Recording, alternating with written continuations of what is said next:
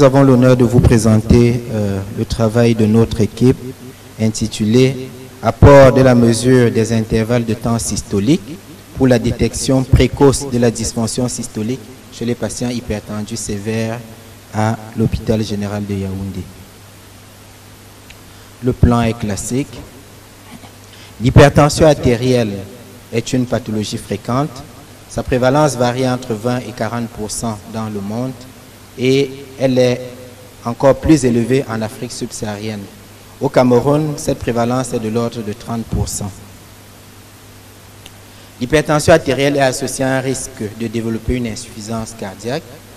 Les intervalles de temps systolique, qui sont définis comme la durée qui couvre le début de la dépolarisation myocardique jusqu'à la fermeture des sigmoïdes aortiques, ont été identifiés comme des marqueurs d'altération précoce de la fonction systolique et ils constituent une bonne alternative à l'évaluation de cette fonction. Chez nous au Cameroun, aucune étude n'avait encore été faite sur ce sujet à notre connaissance. Raison pour laquelle nous avons entrepris ce travail ayant pour principale question de recherche d'étudier la fréquence de l'altération des indices de temps systolique et quelle serait la corrélation avec les indices classiques de fonction systolique chez les patients hypertendus sévères à l'hôpital général de Yaoundé. Il s'agissait, comme objectif général, d'évaluer l'apport des intervalles de temps systolique pour la détection précoce de la dysfonction systolique chez les patients hypertendus en milieu hospitalier.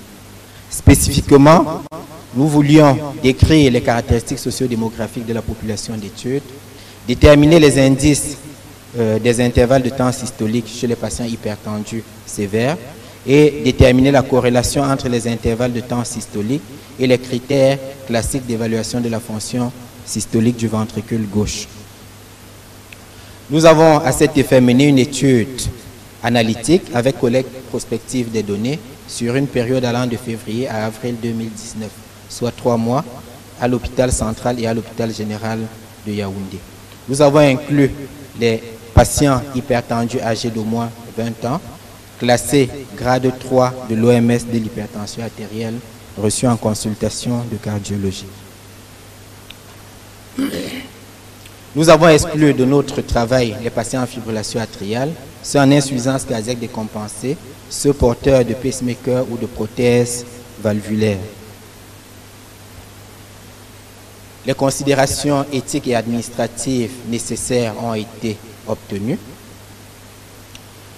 Sur le plan de la procédure, les patients étaient reçus en consultation externe. Nous retenions les patients hypertendus de grade 3.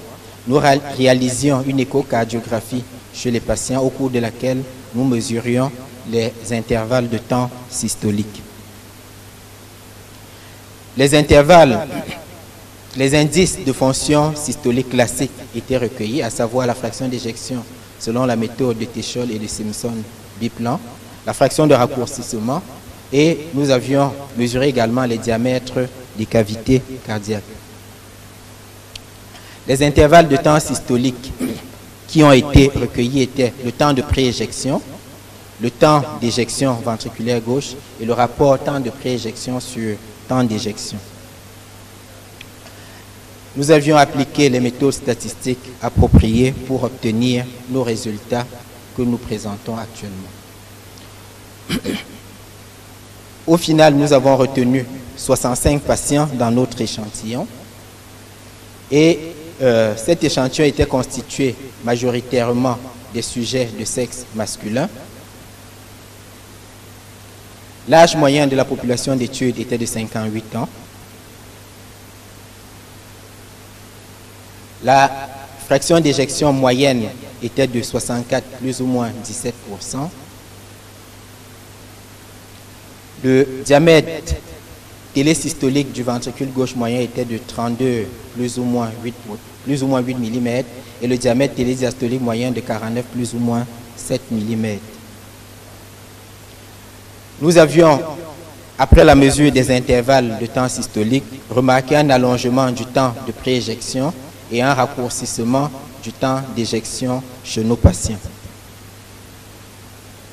L'allongement du temps de prééjection et le rapport TPE sur TE était significativement associés à la dysfonction systolique évaluée par les indices classiques, à savoir la fraction d'éjection ventriculaire gauche.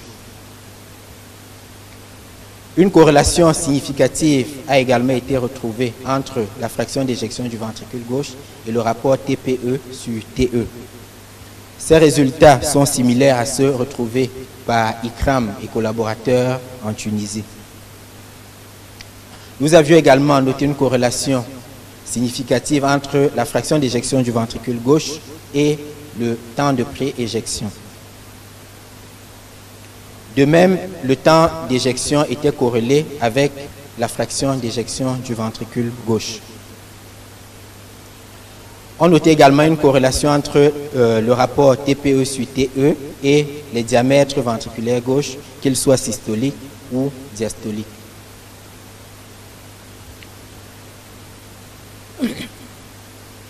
En étudiant la sensibilité et la spécificité, les intervalles de temps systolique se sont montrés à la fois sensibles et spécifiques pour la détection de la dysfonction ventriculaire gauche avec des valeurs variant entre 90 et 100%.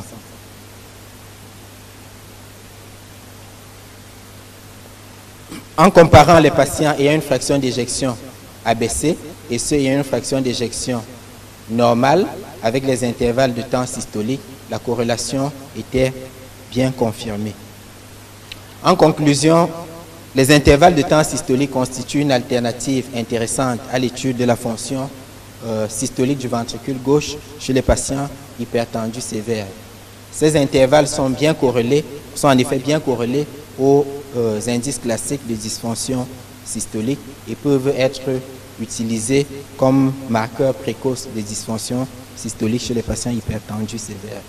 Nous vous remercions.